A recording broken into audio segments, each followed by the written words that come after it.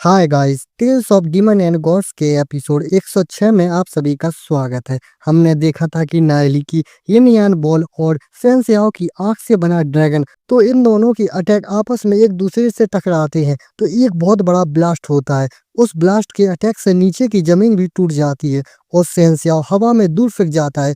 तो सेन सियाओ को दूर फेंकते देख के भीड़ में लोग कहते हैं कि अबे ये क्या हुआ, सेन सियाओ तो इस अटैक से हवा में फेंक गया।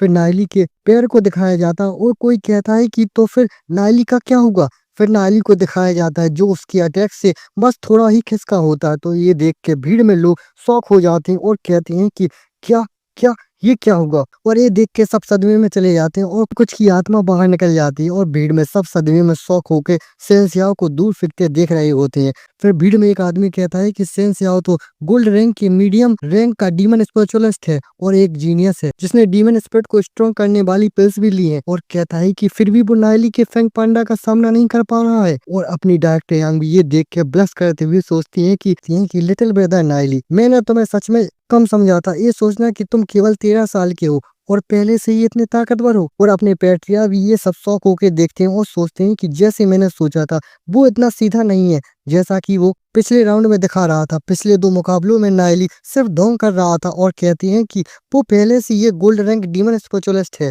और सोचते हैं कि वो फाइनल एग्जाम के दौरान एक ब्रॉन्ज रैंक 1 स्टार था, लेकिन कुछ ही महीनों बाद वो सिल्वर रैंक तक पहुंच गया और अब वो एक गोल्ड रैंक मीडियम रैंक का डीमन स्पिरिचुअलिस्ट बन गया। और पेटियर बहुत खुश होकर एक्साइटेड होकर कहते हैं कि लॉर्ड एमू के पास भी इस तरह का टैलेंट नहीं था और कहते हैं कि अद्भुत। और एल्डाइन भी खुश होकर कहते हैं कि फैमिली हेड, अब जब नायली इस तरह का टैलेंट दिखा चुका है तो सिटी लॉर्ड निश्चित रूप से उसकी रक्षा करेंगे। अब कोई भी उसे परेशान नहीं कर पाएगा। और एल्डाइन कहते हैं कि पिछले कुछ दशकों से लॉर्ड एमू ने खुद ही अकेले ही ग्लोरी सिटी की रक्षा की है, लेकिन अब जब वो बूढ़े हो रहे हैं हमारे पास उनकी जगह लेने के लिए कोई नया लेजेंडरी रैंक का एक्सपर्ट नहीं है। और पेटिया के बगल में खड़े होकर कहते हैं कि हालांकि कुछ प्लेटिनम रैंक के एक्सपर्ट हैं लेकिन वे भी सभी 40 साल से ऊपर के हैं। और कहते हैं कि और दूसरी तरफ 13 साल का नायली जो अभी भी अपने गोल्डन एज में है, अगर वो अभी इतना ताकतवर है तो भविष्य में वो कितना ताकतवर होगा। और एल्डेन और पेट्रिया दोनों मुस्कुरा रहे होते हैं और सोचते हैं कि और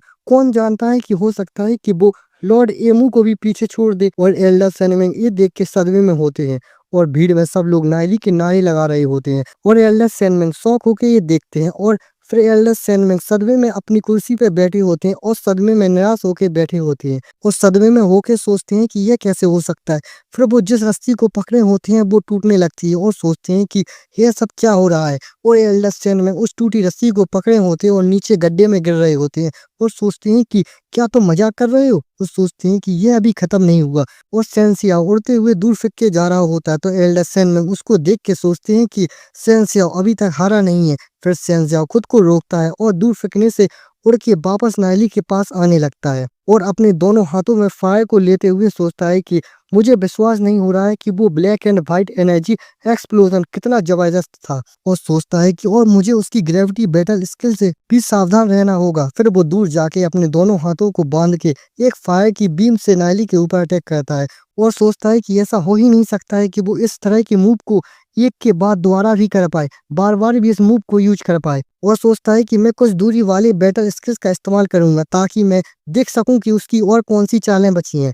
और नायली सेंसियाओ के अटैक को अपने हाथ से हटाने के स्टैंड में आता है और सेंसियाओ सोचता है कि वो इसे डॉज नहीं कर रहा है। फिर नायली अपने हाथ से ही उसके अटैक को वापस फेंक देता है और वो जाके सेंसियाओ के मुंह पे लगता है और देख के भीड़ में सब लोग चौंक जाते हैं। ये सब तो सेंसियाओ अपने मुंह को पकड़ के कहता है कि अब इस साले, और सेंसियाओ की नाक से ब्लड निकल रहा होता है और वो गुस्से में देख के कहता है कि ओ हाँ, उसने सैनिंग के सारे फायरवॉल को भी चकमा दे दिया था।